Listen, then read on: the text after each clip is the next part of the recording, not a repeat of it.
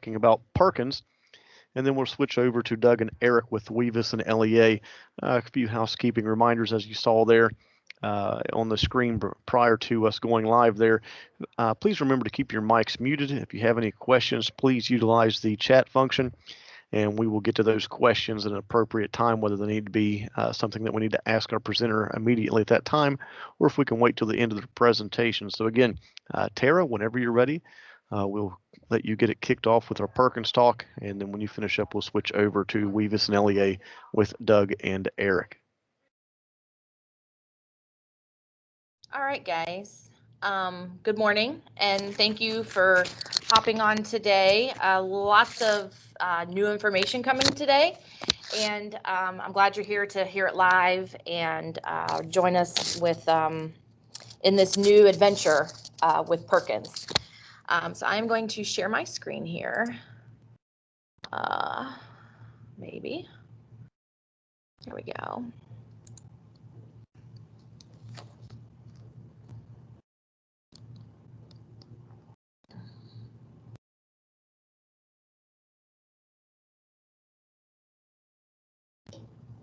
All right. Okay. So once again, I'm Tara Combs, and I thank you for joining us. Since Sherry Nash retired, I have taken the responsibility of Perkins over here for the department. The biggest thing is Perkins changed. So Perkins changed in July, and that's sort of what's going to guide our entire presentation today. So to be cognizant of time, I'm not going to dilly-dally and just let's get started. So Perkins 5 is also known as the Strengthening Career and Technical Education for the 21st Century Act, otherwise known as Perkins 5. And it was technically a revision of the Carl D. Perkins Act from 2006, and it was amended to be the Strengthening Career and Technical Education Act. Lots of changes with the new Perkins. Two of the biggest changes are what we'll talk about today, or briefly talk about today. Lots of smaller changes that, we'll deal with, as we like reporting pieces and things like that. And we will work through those as those pieces become important that we need to address. So the Perkins 5 actually started on July 1st of 2020. Technically last year would have been the transition year, and this year was first year of implementation. Like I said, the two biggest changes that we're going to worry about is the LEA, which you all got an email a month or so ago, 2 months ago, back before Christmas, that the whole LEA, because a lot of you were looking to do your LEAs because typically there was a due date in December. So we changed the whole process because Perkins changed. So we decided to revamp the process, build it in Weavis, and try to make it a little more user-friendly.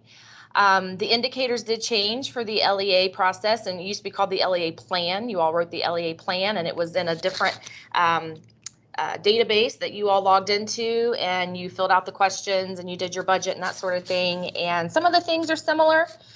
We just moved it all over into regular Weavis, so it's all housed in the same place where all of your other CTE reports, snap screen, placement reporting, and that sort of thing all lives. So we are going to extensively talk about the Lea application, which is the new proper name for the LEA process now. Previously, we always called them LEA plans. They're essentially still a plan because you are just projecting your, what you're going to do with your money, what programming you're going to have offered in your counties and that sort of thing. I do want to briefly talk about this second piece here called the Comprehensive Local Needs Assessment. That is the single most biggest change in the new legislation was the new requirement to conduct these comprehensive local needs assessments. And it is going to be a beast of its own. And we are just, kind of going to push that back a little bit. And so we're going to get the LEA process going. We're going to get your all's LEA applications in, your budgets in, just like you typically do this time each year. And then we'll focus on the comprehensive local needs assessment and further training, guidance documents, all the help that we can drum up for you here will be provided probably late spring, early summer, so that you all can conduct those comprehensive local needs assessments in the fall of 2021, so later this year. Okay, so like I said, today we are specifically looking at the LEA application, and the LEA application has 9 specific parts. First, you have the comprehensive local needs assessment, which we'll further discuss here in just a minute. There is a component for that, but we are going to have you all do something a little different for that for this year as we transition into the formalized comprehensive needs assessment process that we'll identify for you later this fall. Part 2 is the program of study, and it is a multi-part indicator, using my COE language there, multi-part. There is actually a narrative piece. That's also where the approved program piece lives, and that's where you will also identify your budget. The other indicators are literally just narrative responses of what you're going to be doing at your school, your career guidance and exploration, academic and technical skills, special populations and non-trad, work-based learning, post-secondary credit, recruitment, and performance gaps. So we'll take a more thorough look at each one of these. Just to kind of give you a heads up, Angie is going to share, or she probably already has, shared the PowerPoint in the chat. And I believe she will share it again at the end for those of you who may have hopped into this presentation after she posted it. So you will have this to print it off. Please use it as like a guidance document, like a how-to document on, what all you need to do. Like I said, we have the PowerPoint, but at the end, I'm actually going to go to a demo that Eric created for us, and we will actually click on these different indicators, and you will be able to see what they actually look like on Weavis. Okay, so like I said, you're no longer going to log into the, I forget what they called it, but you're not going to go log into that separate database where you typically in the past have always put your LEA plans. It is actually going to be on the Weavis menu. So you click on your menus just like everybody should be familiar with by now, and then you're going to click on cte.lea, and then that will open up the entire LEA. As most of you probably know, I'm just kind of saying things that you probably already know, but just for those who may have not have done this before, I'm going to try to be as thorough as possible. On the left-hand side of the screen, once you click on cte.lea, there's kind of a list of different menu items.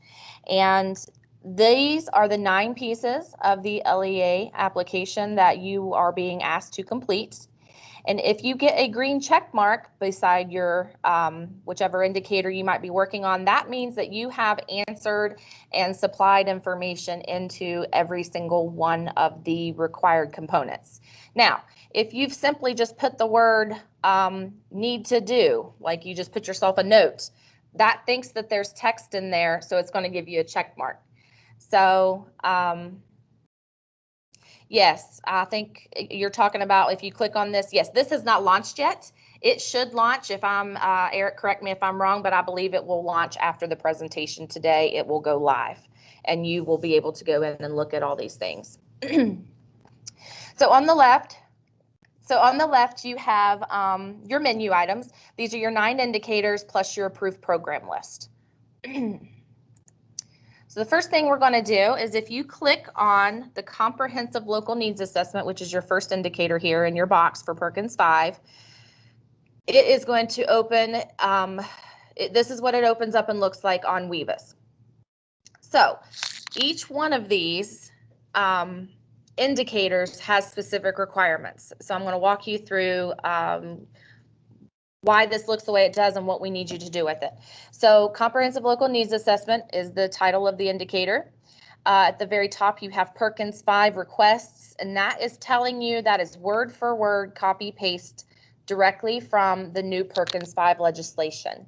So for some of you who like to want to know why we have to do these things, here's your why. The Perkins legislation says that this is the information we have to gather. So if you have some pushback from teachers, or you have some folks that are just like, well, why do you need to know all this? Well, here's why. So it's right here. It's stated directly on the top of the indicator. So here's why. So here's exactly what Perkins legislation says. And then we give you directions, and then we give you the questions that we need you to answer. These boxes allow you to put your narrative response in. A lot of what you're going to do on the new LEA application are narrative responses. This particular indicator is directly reflective of the comprehensive local needs assessment, which we told you further training and direction and guidance will come later in the year. So, but we still need this answered for the federal, for the feds and what we have to turn in for the U.S. Department of Education. So you still have to answer this question, even though we know that you all have not done complete formalized comprehensive local needs assessments yet. So what we are wanting you to do is this is our transition year. So we are going to, utilize information that you already gather as a school to make, to come up with your responses here. Workforce West Virginia has data that you can utilize, and the Bureau of Labor and Statistics has data that you can utilize. Alyssa is going to share a document in the chat of it's a map of all the various different workforce regions. And she also has, she has the map with all the different workforce regions, but then she also has the contact for the commerce representative for each of those regions. So you're also welcome to reach out to them. You've got your advisory board discussions, you've got your performance data and your NOCD. And guys, I know we didn't do the NOCD back in the spring, but you can look at your NOCD results from the previous year. You can just look at overall student performance and student grades. And then you can look at your completion and your placement. And once again, I know our data from this past spring is not good. It's rocky. I'm even dealing with that with the U.S. Department of Ed right now because, out of all 50 states, no one took a state assessment and no one took technical assessments. And so in looking at what we have to report back to the U.S. Department of Ed for Perkins purposes, we're all kind of, at a loss for we don't have any data because, students didn't do anything. But what the needs of your school are. You should, as the leaders of your school, you should know, where your gaps are, where you're successful, what things are going well, areas of need, areas of improvement. And that's technically what we are going to, the types of answers we want here. So yes, you should know the needs of your school and you should know the needs of your community, and we need you to reflect on those pieces right here. There's also the West Virginia Economic Development Authority, and they are advocates for advancing business and industry across West Virginia, and they know what industries are thriving. And Alyssa is also going to stick us a link here for that information if you want to reach out to those folks and get some feedback and stuff, so that you can just, put all those pieces together, because ultimately that's what the comprehensive needs assessment ultimately will look like in the future. Is you're going to pull in all these, different stakeholders and different data points and have discussions on the programming that you're offering and, what you want to do in the future, and then what areas need improvement. So this is probably the one I'll talk about the longest, because it's asking you to reflect upon something that we haven't fully implemented, but have those discussions with your advisory folks and your local community representatives for commerce, workforce. Look at your data in your school and, reflect on those pieces in this first indicator for comprehensive local needs assessment. Okay, the program of study. Hey, Tara. Yes. Before we move forward, we have a quick question. Will there be a template for this? It may get more involved later, but right now it is a bit vague. So will there be a template for this? I don't really know what they mean by template. Okay. This is the template. Like, these boxes are on Weavis. As far as what you reflect on, if they're wanting a template on what they need to report on, no, we are not going to provide that, because we need to know specifically what's going on in your school. And okay, examples of answers, I see that now. We can individually, I wouldn't care to work with you. If you want to call me up and I can have a discussion with you and then help you formulate what your answers could be and what you could include. I do not feel comfortable, and I talked this over actually yesterday with the administration here at the department. And in the past, if we provide sample answers, that's all people use, and we've kind of gotten slapped on the wrist in the past by the feds because everybody's answers are all the same. And this needs to be a true reflection of what initiatives are going on in your school, and what, how you are addressing the needs, or how you are, addressing career exploration. We'll go through the other indicators, but it needs to be specifically to your school. So if you're struggling with how to respond to some of these, I would be more than happy to set up a Teams call, or you can just call me on the phone here at the department, and I will help you through prompting questions on different things that we can elaborate on in these different indicator sections. Okay, the next part is the program of study sets indicator.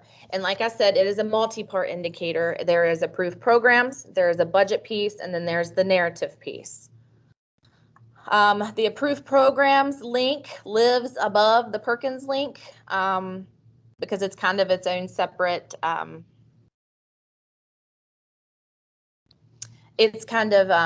we've used it in the past and we're going to continue to use it, but it is a part of the programs of study piece that we need you to complete for the LEA. Let me flip my notes here, guys. I want to make sure I don't forget to tell you all anything. One thing I do want to point out is the approved programs.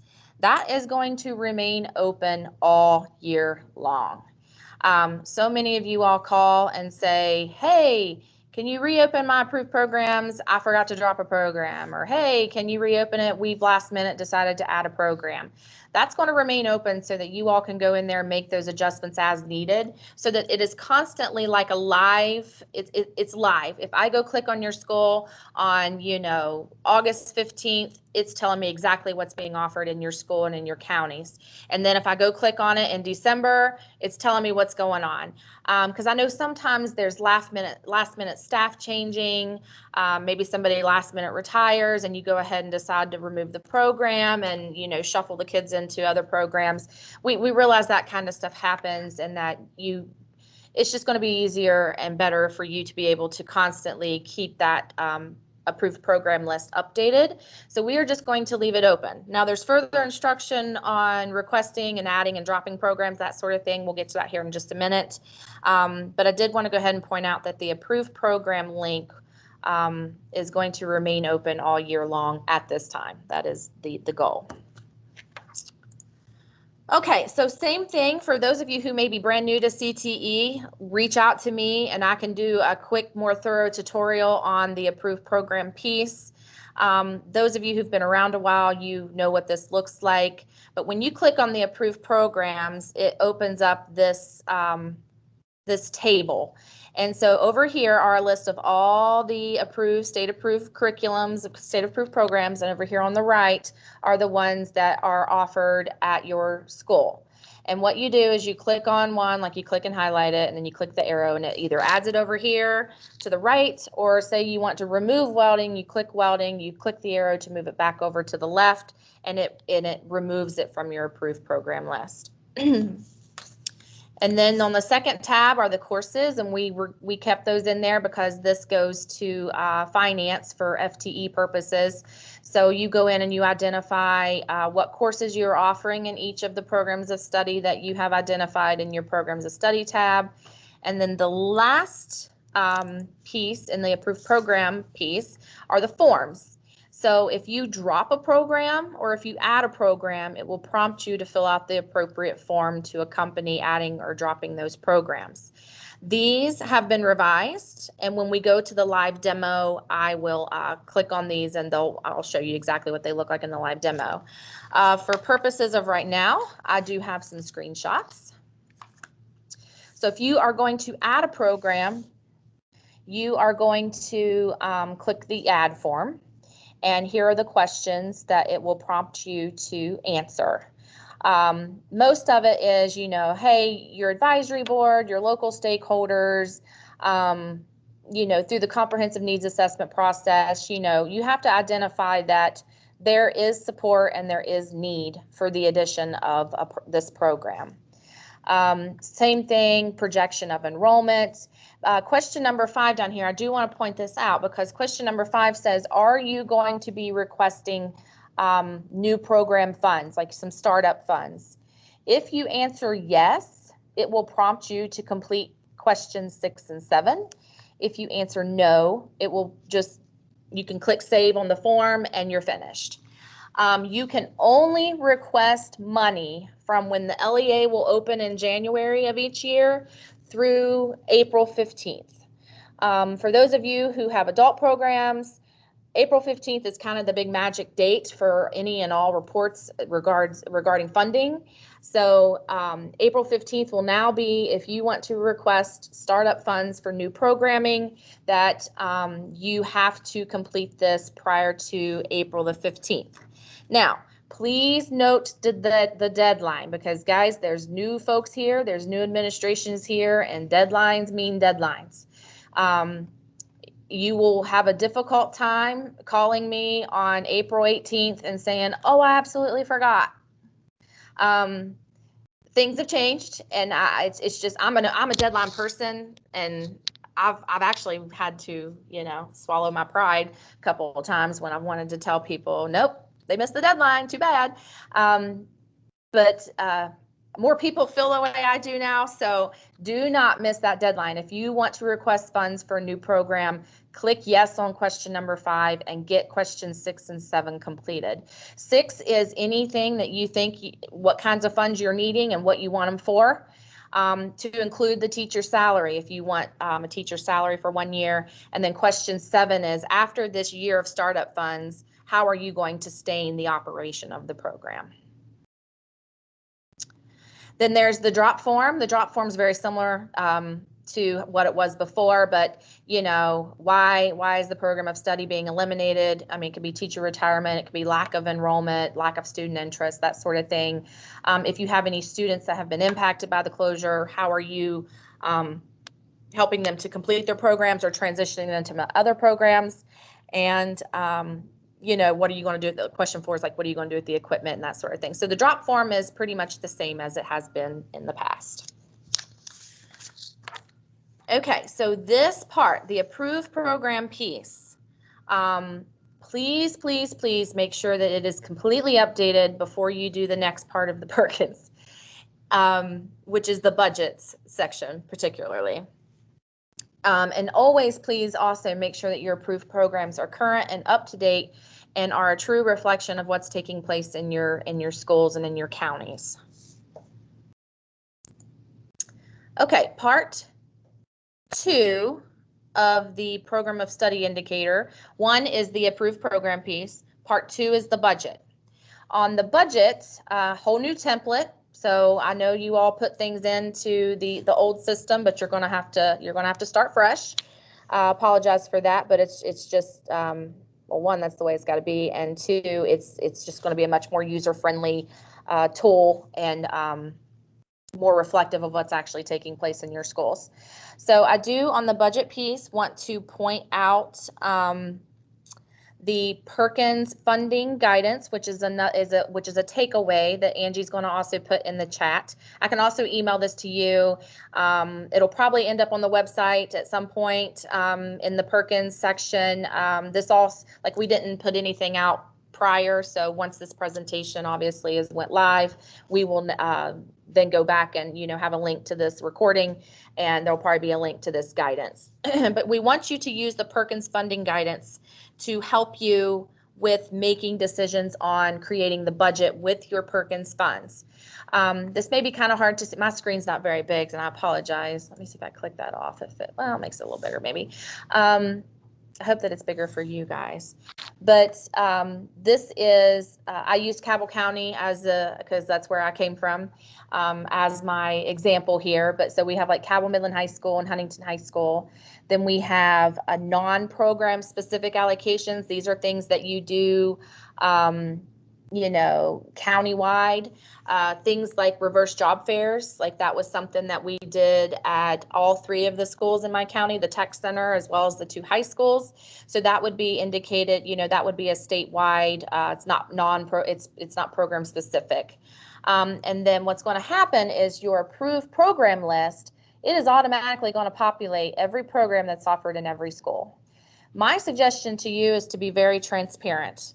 I know a lot of you will do your budgets and you will just simply say, hey, we're going to take this lump sum of money and it's going to be used for equipment. And we're going to take this lump sum of money and it's going to be used for stipends. And this lump sum of money is going to be used for professional development or travel for teachers or whatever.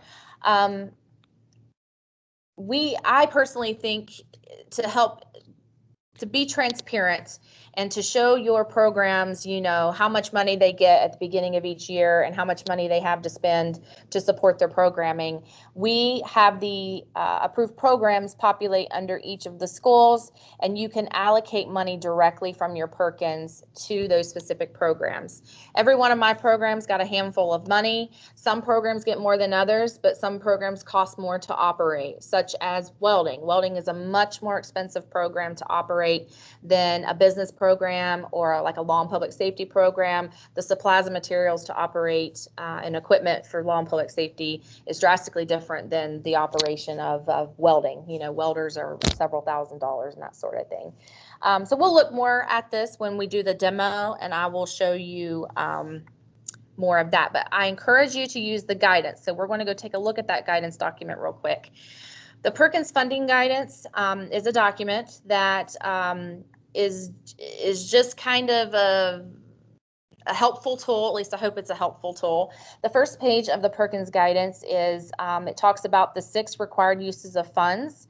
And now there are 6 identified uses of funds. There used to be 9 in the old Perkins. There is now only 6. And under each use, you can see I put out in parentheses 6 uses, 9 uses, 2 uses, 20 uses. I'll show you here in a minute what all that means. Basic principal costs, that's just, hey, guys, just be a good steward of your money. Spend it the way it's supposed to be spent, that sort of thing. Follow the rules. And then the supplementing prohibited section, that's kind of just a watch out notice there to, be cognizant of supplementing funds. Here's my rule of thumb, and I did it in my CTE finance presentation that I did several months ago. If it is something that is paid for and supported by the county school, such as desks, then it needs to be, if they supply it for the science classroom, then they need to supply it for the CTE classroom. Now, if it is a specific desk, like let's say you've got, I know a lot of people aren't doing these classes anymore, but a drafting table, that is specific to the industry and specific to the CTE need. So therefore you can use your Perkins funds to buy drafting desks and things of that nature. So just be cognizant of supplanting, funds with CTE funds. If you ever have a question about that, just give me a call. We'll talk through it, and I'll, give you my opinion.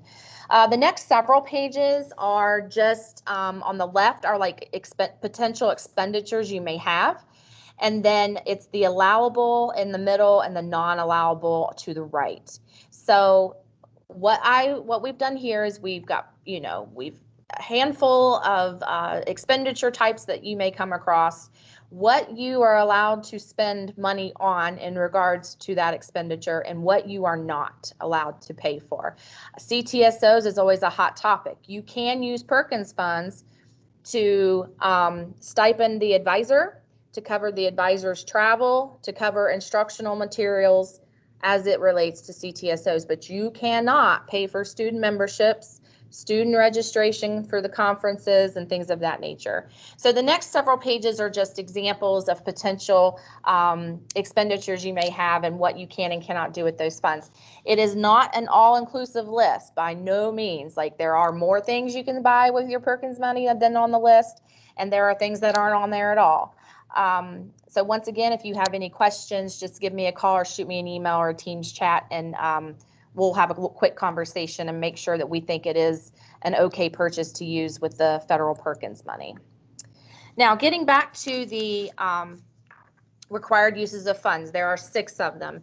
You are going to need this, which is the very last page of the guidance document, because when you do your budget, you have to identify the R, which are your, you are setting the budget for. So there's career exploration, professional development, integrating with academics. Most of you will probably be the R5, which is increased student achievement, because a lot falls under here, particularly R3, letter D, which is equipment, technology, and instructional materials. That's what a lot of you use your Perkins funds for.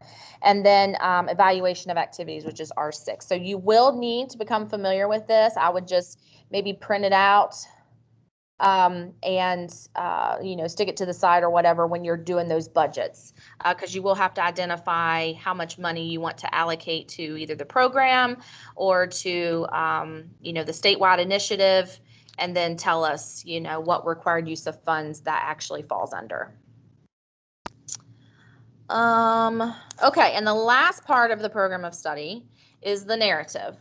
And then, you have to just, answer these questions based on the prompts. Again, there is, at the beginning, it's above the budget, is the indicator and the actual what the legislation says we have to gather for programs of study.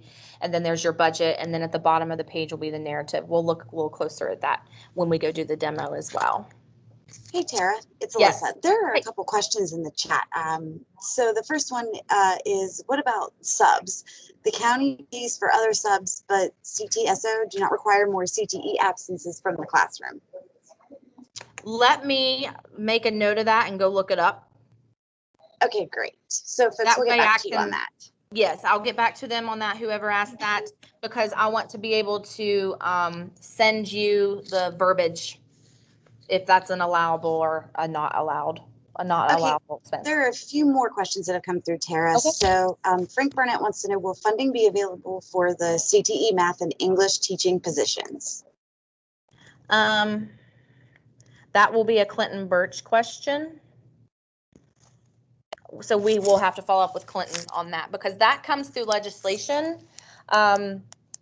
And we'll have to get guidance on what he wants folks to do in regards to those 2 positions, because that's always, we always have to wait on the state approved budget for those to be completely confirmed. So we'll see what Clinton wants to do, and maybe he can send out some guidance on what to do with those positions in the meantime. Okay. Another question from Donna was, will there be an updated LEA 6 form that we submit for expenditure approval? Donna, we have talked about the LEA 6 forms. We have not updated them yet. We haven't done anything to that process yet. We kind of like to maybe eventually get an electronic version of that, but this had to come first, this whole building of the application process. And that's something we're going to look at in the future. But for now, continue to use the LEA 6 form in the manner that you already do. Anything else? Alyssa?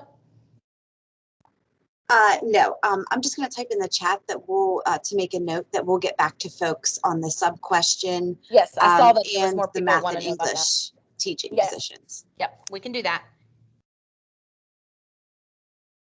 All right, guys. The rest of this is going to go rather quickly, because literally the next 7 indicators all are just narrative responses to each of the identified indicators. So the next one is career guidance and exploration. Here is what Perkins, is asking, that the information that they are asking that we provide. And then here are the prompts broken out to where you can just narratively respond to me how you are addressing each one of these initiatives or each one of these indicators. I do want to point out, this one says a description of how, I'm sorry, down here. Well, where's it at? Maybe I'm not on the right one. Nope, it's on the next slide. I apologize. Okay, so the next one is academic and technical skills. Once again, here's what Perkins is asking. Here are the directions or the prompt that we need you to respond to. And if you notice here, this one says, please describe how the county or multi-county career center will improve. So if you are a county CTE director, because the county CTE directors are technically the one responsible for completing the LEA application, You need to make sure that you are thinking of your county and not just your tech center, because I know the directors a lot of times are tied to the tech center and they kind of just think about the tech center, but CTE is going on in your entire counties. Some counties do that better than others. It just depends on where you are in the state and what county you're in. But do be cognizant that, when it's asking like what's going on in your county, like in my county, it would have been my 2 big high schools and my tech center. And I needed to make sure I talked about what's going on in all 3 of those facilities to address this indicator. If you are a multi-county career center, you just worry about the multi-county piece. But I want to make sure that folks that are at the county levels, that you are cognizant of all the schools in your county that receive, Perkins funds and have programming, and not just think of the tech center. Okay, like I said, the rest of this is going to go quick, and we'll go look at the demo real quick, and then I'll pass it on to Eric. So special populations and non-trad up here is what Perkins needs to know. This one we did provide some like further definitions and stuff to help you understand what they're referring to in special populations and specifically what they're referring to with the non-trads. Then there's work-based learning. That's your next tab, and it's only one prompt. There's only one indicator and one narrative response here. Post-secondary credit, you all know this can be your EDGE credit. We got EDGE credit all over the state, so everyone's can talk about EDGE credit. But also, if you've got, oh no. Alyssa, can you all hear me? Yes. Yeah. Okay, all right, because I see we got a message that says they lost sound, so it must be on their end. Okay, well, I'm gonna keep going then.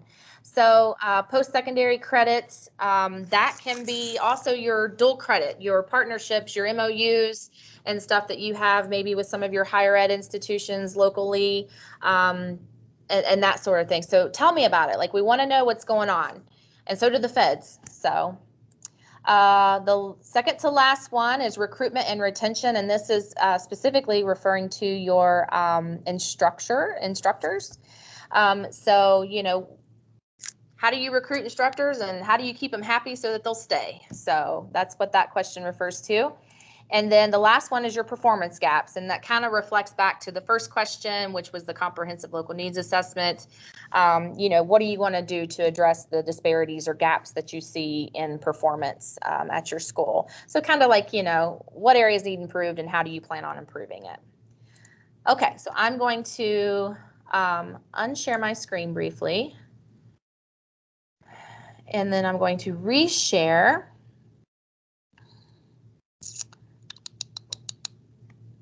I think.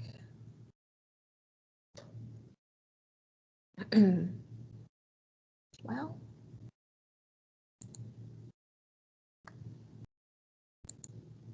All right. Can someone confirm that they can see Weavis? Yes, we can see it, Tara. Okay, perfect. Thank you. All right, so guys, this is what the live demo, this is what it will look like after you've gone to your menus and you click on cte.lea. So over here, you see your menu on the left. It looks just like the screenshots that I put in the PowerPoint. And like I said, please print out the PowerPoint and use it as a guidance, or you can go back and watch this video, or you can just kind of click around and try to figure it out yourself. It's up to you.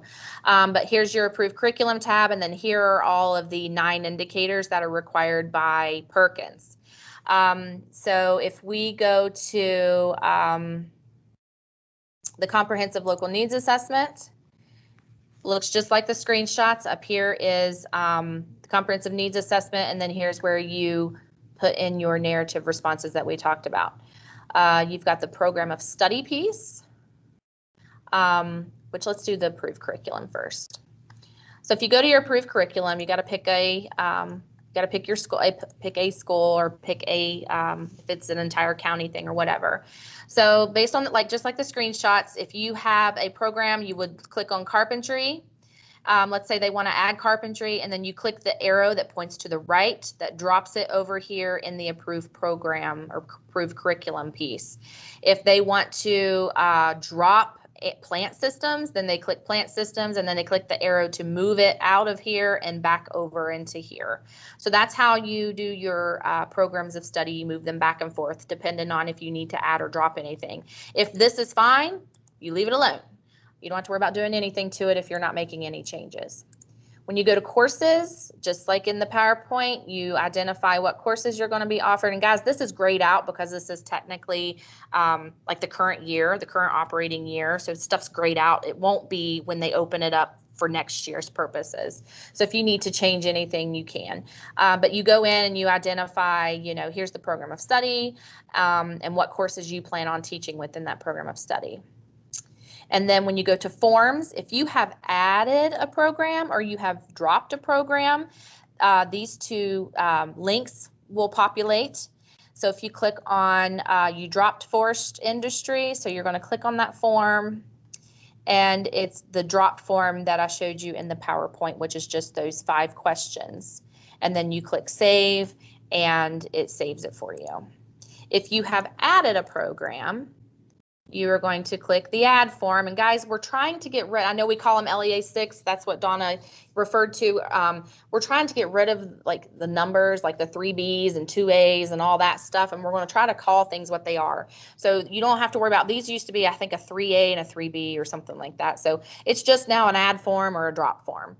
So if you have a program that you have added, then you will click this.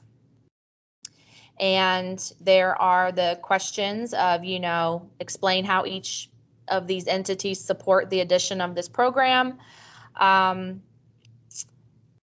enrollment projections, facility considerations, funds, and that sort of thing. And then question 5, like I told you before, question 5 is if you're asking for funds, and you can only do this from when the LEA will open in January through April the 15th. After April 15th, you will not be able to request any type of startup funds for a new program. But if you click no, then you're done. You click save and you're finished. But if you click yes, it will populate these 2 additional questions that we will need you to complete before you click save on this form. So that is what an add form looks like. Okay, the program of study tab, let's go to that.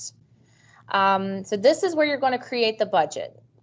So here, like I told you, based on what you have for your approved curriculum, you have, it is automatically going to populate every program of study that is currently on the books in the approved program list is being offered at these schools. And if you want to allocate specifically funds specifically to each of these programs, this is where you're going to do it. So let's say we're going to give agribusiness system at Martinsburg. We need to add funds. So we're going to click add. And we are going to click agribusiness systems. Now this is the required use. Remember the form, the back page of the Perkins funding guidance that I was telling you about. So you need to kind of familiarize yourself with all these R's, R1 through 6. And, or you can use it as a guide. You can go look at it, but then tell us, you know, what use it's going to have. And I'm going to pick increased student achievement because, like I said, that's where the equipment and supplies, technology supplies and instructional supplies falls. So we will have lots of R5s. And then I'm going to, just for fun's sake, let's give them $5,000. You're welcome, agribusiness. And then you click save. And then when the page refreshes, you now have $5,000 allocated to agribusiness systems. Now you can add another, like if let's say agribusiness systems needs another, their teachers do a lot of professional development with FFA and that sort of thing, and we need to give them another $1,500 to help pay for travel costs and stuff for the instructor. It will populate as many allocations as you want to identify in each one of these boxes. And then you can do that for each of the programs at the schools. So that's how you add each of the programs at the schools. Let's scroll on down here. And if you look, it is keeping a total allocation down here because you will have a total allocation just like you have in the past. Like you'll know, hey, I'm getting around this much money of Perkins, and that way you can go and identify your budget. If you are doing a non-program specific allocation, which means it's not technically tied to one specific program, it's a school-wide initiative or even a county-wide initiative, you go to Part B here, the non-program specific allocations, you click Add. And then you can say which school it's specifically for, or you can say countywide.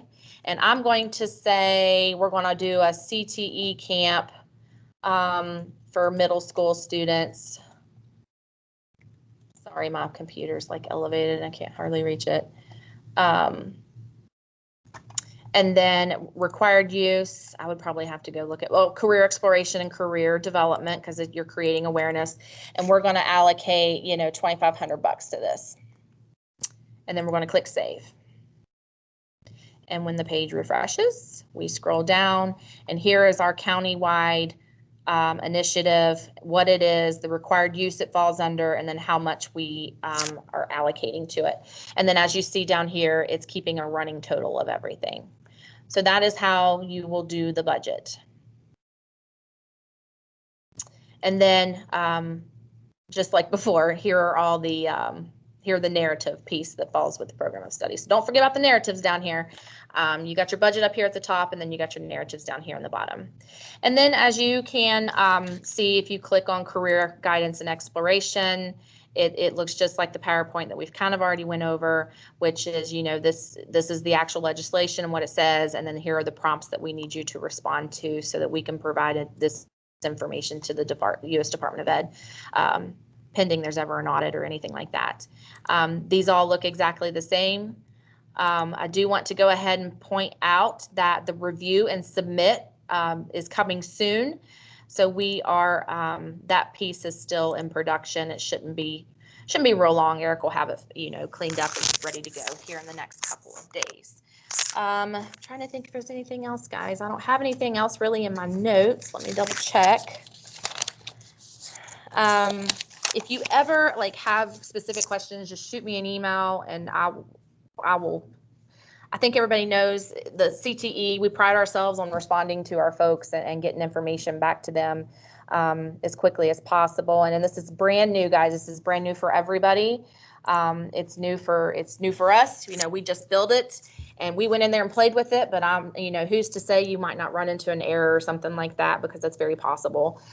We've tried to click through everything and make sure everything is in proper working order. But as you all know, that may not be the case. So if you run into something, you run into an error or an issue, you don't understand something, just let us know. If you want assistance with some prompts or some information to talk about in those different narratives, just give me a call and I will walk through things.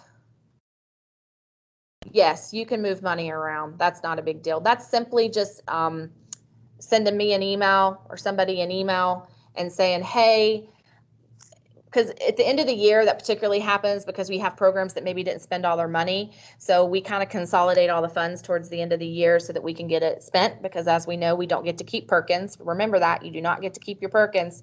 So you need to make sure you get it all spent. And we typically at the end of the year have to consolidate, you know, the remaining funds, and then we just send an email. That's what we did. You all would send an email up to us and say, hey, you know, I originally had, you know, $2,000 allocated to do this. Can we move it over and do this? And typically, as long as it falls within the parameters of the Perkins, that's perfectly fine. The email is just documentation that you requested to use the money a little differently. So it's simply just a formal process for documentation purposes. So once again, you know, don't forget that you don't get to keep your Perkins. And, you know, be transparent, work with your county CFOs on, you know, creating your budgets and that sort of thing. And I will help you guys every step of the way in any and all assistance that you may need. And I know Eric and Doug will as well. If my piece is good, I think we might be ready to pass it on to Doug. Nathan, are you passing it on? Yeah, if you're finished, make I sure. think so. I think I've probably blown everybody's mind. So for now, I think we'll let Doug take it from here. Yes, that was outstanding. Great job, Tara. I definitely learned a lot in terms of Perkins. Very informative. One more question just came in. Do we use the same budget amount as last year? That is you can go ahead and start with that because it shouldn't be much different. It shouldn't change much. But we do, I think Rick may have told me I don't know if he's on here, but I believe it's like in February we get our projections for the following year. But if you want to go ahead and start working on your budget and utilize the amount that you have received previously, it more than likely won't be much different than that. Thank you, Tara. Any other questions for Tara before we switch gears and let Doug and Eric take over with Weavis and LEA talk?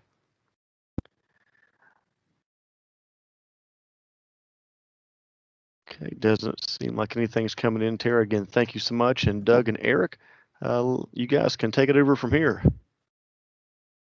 All right. Hey, good morning, everybody. I will try to make this brief and just kind of follow on the heels of Tara, just to make sure my mic is working. Everybody hear me okay? Yes, we can hear you, Doug. Perfect. Perfect. All right, let me share my screen with you guys, and I'm just going to walk you guys through some updates that we've made to the CTE placement application. Mr. Pack, I know you and Ms. Krause noticed this yesterday, I believe, but there have been some changes. So one of the things, I'm just going to actually go to the application, CTE place. This general information right here pretty much stayed the same, but there is one thing to note right here, right off the bat for CTE directors or principals of a tech center. First and foremost, all of the data with the new Perkins 5, the decision was made only schools that are represented on a balanced scorecard are going to be reflected. So if you have completers from a 701, all of your information is actually going to show up from the feeder high schools. We did put some information in there to hopefully make it a little bit easier for those home high schools to understand what they're reporting. You can click on the instructions on use and it will pop up the directions. The first little bit is pretty generic. It's pretty standard Weavis directions, but I do want to dig in and go over a couple of things. First and foremost, this past cohort that we certified back in August, September, October, and even into November, one of the things that we had to capture was concentrator data. One of the things that that we now have to report on as students that have completed at least 2 courses in a single CTE program. We are also required to do follow-up placement on those concentrators. And then obviously we still have the completers that we do follow-up placement on. I did put a note right here to show that the career technical school, that the information is actually at the home high school. So the application itself is broken into clusters. So we did this in hopes that it would help you all at the feeder high schools and then you as CTE centers better communicate with those folks. So we have hospitality and tourism, and then you'll see we actually also broke it into a concentrator group and then a completer group. So if you have multiple programs of study under the cluster, it would show up and we would list those completers within each program of study. So it's still broken apart the way that we've done it in the past. The other thing that we listed right here, just in case somebody asks the question, what course or courses made them a concentrator? So we went ahead and put the courses there that made them defined as a concentrator. We also listed the courses right here for what was used for them to be a completer, and then the location of where they completed the program of study. So if I'm going to use Raleigh County because that's where I live. If Woodrow Wilson High School looks at their list, they're going to be able to see who the kids that they sent to ACT were, so that they can communicate with Mr. Pack and his staff to figure out whether the student joined the military, where they're continuing ed in field. So again, it's probably going to be a little bumpy this first year, but we've tried our best to make sure that we capture everything we need. There is a save button within each cluster. so that as anybody entering this information, they can click save multiple times, and it all does the same thing. And we make note of that down here, just in terms of, we don't want you to be doing this work and something break at the tail end. So we put it at the end of each cluster. We would recommend clicking save as often as possible, just to make sure you don't have to duplicate your efforts. For any new administrator, there are 10 different placement options that you are able to select from. We have them right here in the directions. It's really just a drop down. You click on one and then it automatically loads it. Let me look at my notes here. Okay, this is another new piece. In previous years, we often got the question, how do I know it was submitted?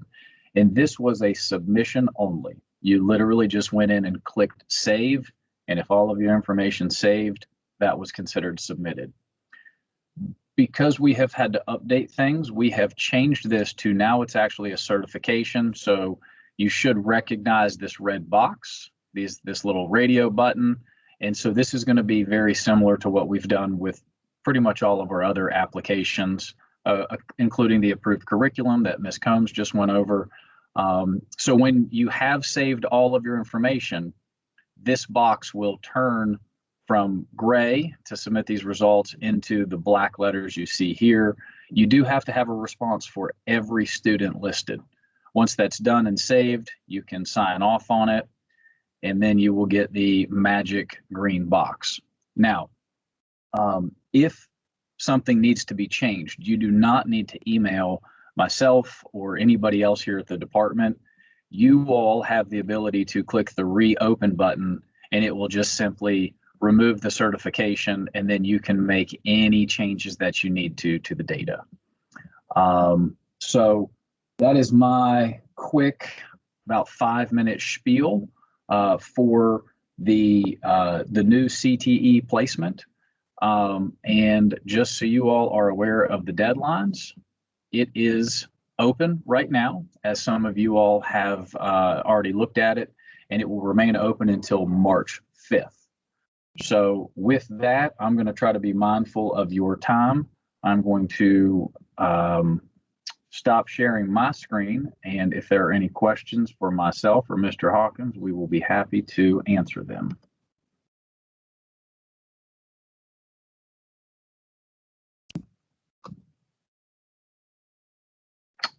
Thank you, Mr. Pack. We will fix that typo. I left off the end there, didn't we?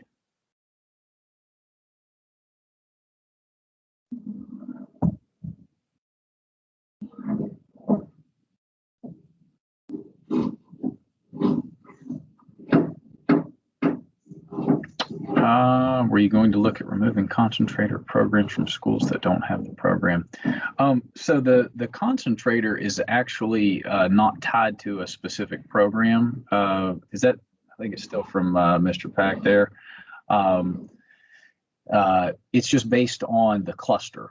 So if a student completed 2 courses that connected to, say, the business and marketing cluster, we still have to report that. So again, I think it's going to be kind of a work in progress, but you get into the situation where we're used to programs of study. We're used to our state definition of only counting kids that are completers.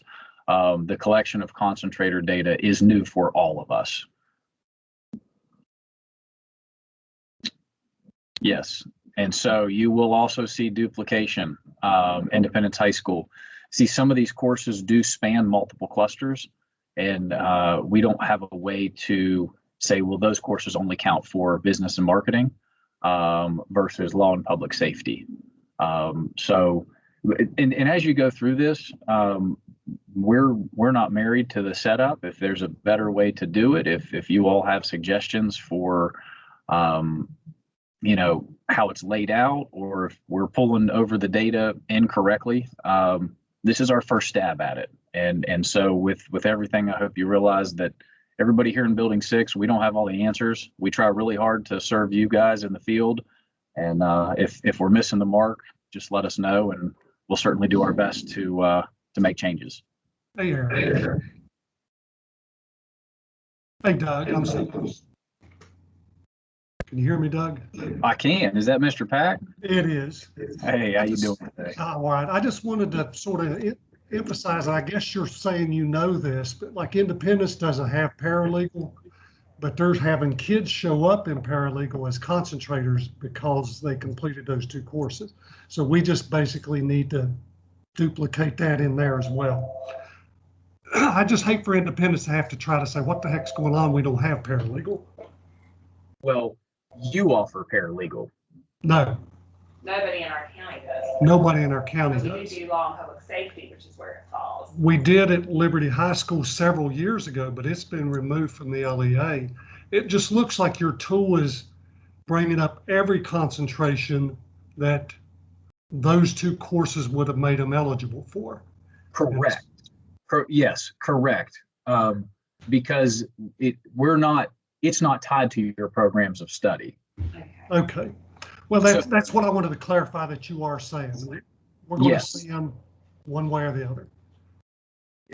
As of right now, Okay. yes, because it's kind of, if you all, we've talked about this in the past, but for participants, students that take 1 CTE course, I've used the term, we're greedy. We like to account for every single kid in a course that they take, whether they're a CTE student or not. When it comes to concentrators, we sort of have to apply the same logic, which is if they took 2 classes, whether it led or could lead to program completion, we're still responsible for capturing that information. And Independence High School, yes, will have to be the ones that click on the buttons. Again, because ACT is not actually reflected in the balance scorecard. And that's fine. We need to be able to explain that when we go to Independence and talk to them. Well, good luck. I think you all as CTE directors are, I think it is going to be some tough conversations. Again, we're here to help provide support whenever you get a little kickback. Okay. And we have resources in Raleigh County that other counties don't. So we do the bulk of the work. And oftentimes when I say we, I mean Ms. Krause, but we do the bulk of the work here at the school and try to help the high schools as much as we can. Thank you, sir. Yeah, no problem.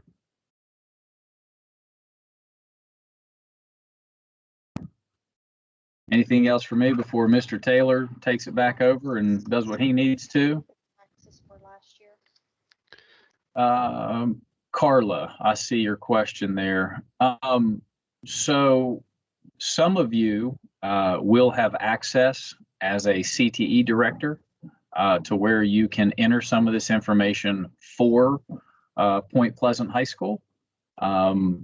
But that's really going to be a local decision as to who actually puts the data in. Your completers will show up at their home high school, whether it's Point Pleasant or Wahama. But as far as clicking the buttons, it's the county's responsibility to submit this information. And Ms. Moore can delegate as she sees fit.